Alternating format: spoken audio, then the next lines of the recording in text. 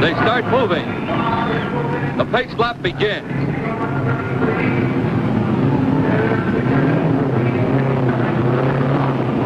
If any of the 33 cars can't be started, 2 alternates are waiting for a chance to get in.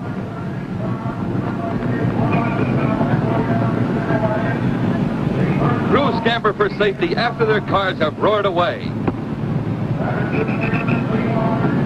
They head for the first turn. Here's some trouble. Sam Hank's car won't start.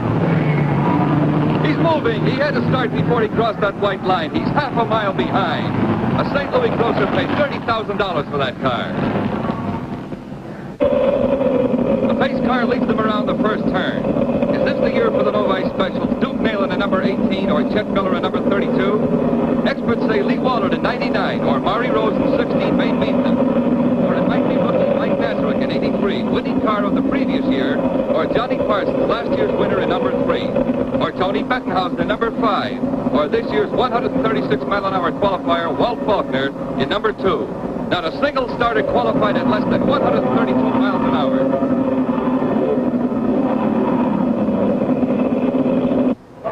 Down the long straightaway on the pace lap.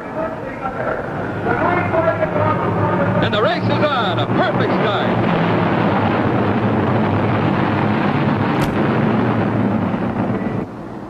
Jack McGrath, the number 9, takes the lead into Tornado Bend where anything can happen.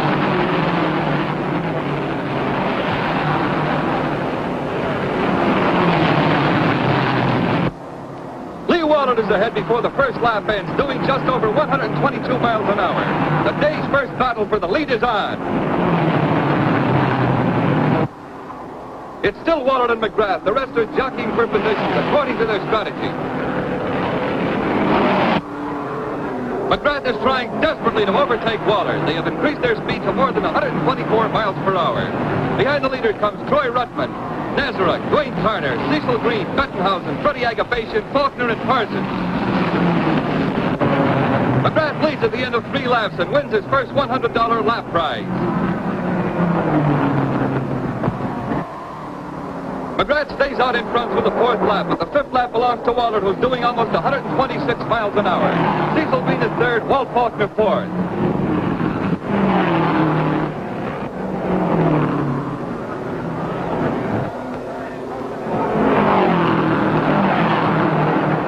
Officials keeping watch for safety see McGrath ahead on the 7th lap. They use a 2-way phone system. Green is back in 3rd place, Faulkner 4th.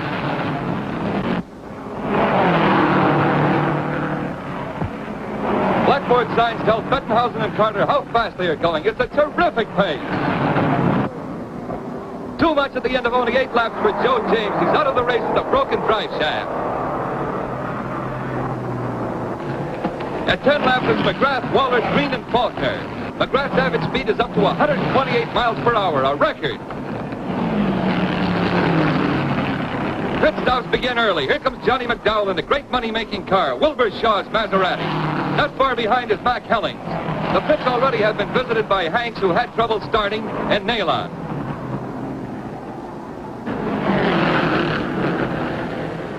McDowell's gas tank is broken, so he's out of the race on his 14th lap.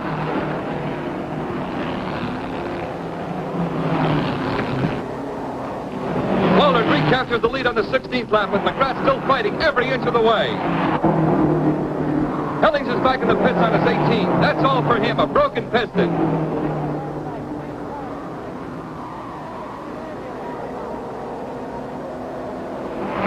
A tough moment for any driver, and off to the garage for another hopeful. Cecil Green in yellow number 4 is trying to fight his way up past McGrath. It's lap 21. Green is giving Wallard his second battle, a 1/5 of a second behind. Green refuses to wait for the brakes and presses ahead, fast like a rabbit. Like a rabbit, hey, there's one, running the wrong way. Here comes Nalon for another pit stop. He rolls past his crew, wasting valuable time. Meanwhile, 3 more cars have failed under the great pressure, leaving 27 in the race. At 30 laps, Wallard sets another record with an average speed of 130.5 miles per hour.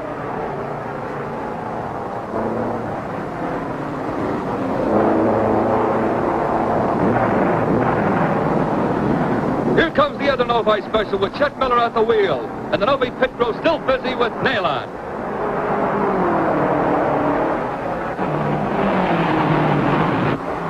But Nailon gets back in the race, now running several laps behind the leaders. Other pit crews are on their alert, and here comes another car. It is Bettenhausen on his 42nd lap. Lou Moore's crew goes to work efficiently. He changes the tire himself. He turned into the pits on his 123rd lap. He's out of the race, a victim of the record speed of 127 miles per hour.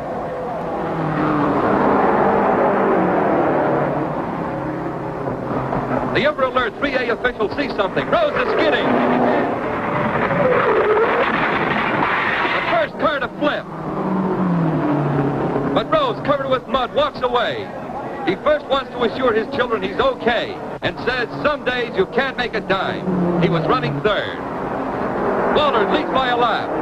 At 345 miles, Wallard is averaging 125 miles per hour. Parsons was doing 124 when the 1950 race was rained out at that distance.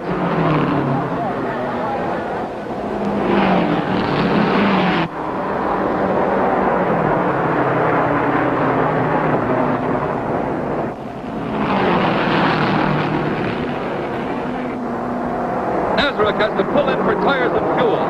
Wallard has stopped only once.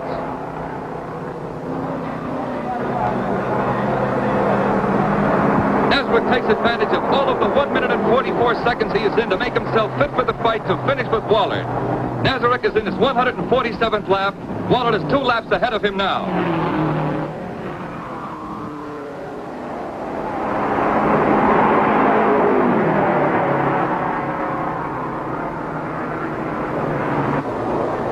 Nailon is stalled out of the race on his 152nd lap. He is sure of 10th place, though, because only 9 others are still running.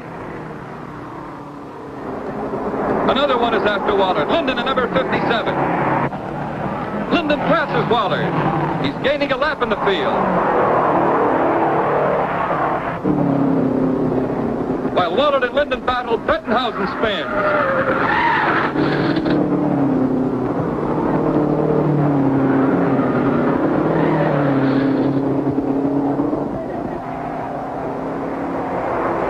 It's Bettenhausen's 178th lap. He has been in 5th place. Now he is assured of 9th place money because only 8 cars are left to finish the race. The pace has been too much for 25 starters. At 180 laps, 450 miles, Wallard is pressing his little car without mercy to keep his 2-lap lead. Nazareth is next. The other 6 in the race are Ball, Aiulo, Banks, Linden, Forberg, and Carter. The average speed is still better than 126.5 miles per hour.